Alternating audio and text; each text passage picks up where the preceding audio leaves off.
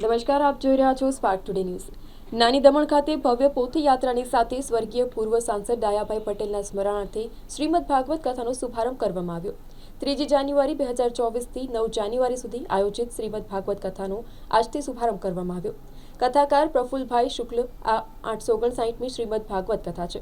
કથાના શુભારંભ પૂર્વે મુખ્ય યજમાન જિગ્નેશભાઈ ડાયાભાઈ પટેલના નિવાસસ્થાને ભાગવત દશાંશ યજ્ઞ સંપન્ન થયો હતો અને જે બાદ ભવ્ય પોથી યાત્રા નીકળી હતી। કળશધારી બહેનો વાજા વાજિંત્રની સાથે કથામાં મોટી સંખ્યામાં ભાવિક ભક્તો જોડાયા હતા। શ્રીમદ ભાગવત સપ્તાહ દમણ જિલ્લા કોળી પટેલ સમાજના સોમનાથ ભવનમાં પહેલીવાર માનનીય અને પૂજ્ય બાપુ શ્રી પ્રફુલ્લ શુક્લજી આજથી કથાનો આરંભ કરી રહ્યા છે। આજથી કથા ચાલુ થઈ રહી છે।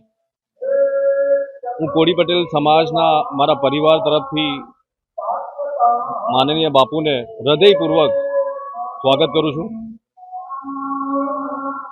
કોળી પટેલ સમાજના સોમનાથ ભવનમાં બાપુ પહેલી વાર તો આવી રહ્યા છે। અહીંયા ઘણી બધી કથા થઈ છે, પણ પ્રફુલ્લ શુક્લજી અહીંયા પહેલી વાર કથા કરવા રહી ગયા તો અમારા દમણના તમામ લોકોની વચ્ચે એક ભવ્ય ખુશીનો આ માહોલ બન્યો છે।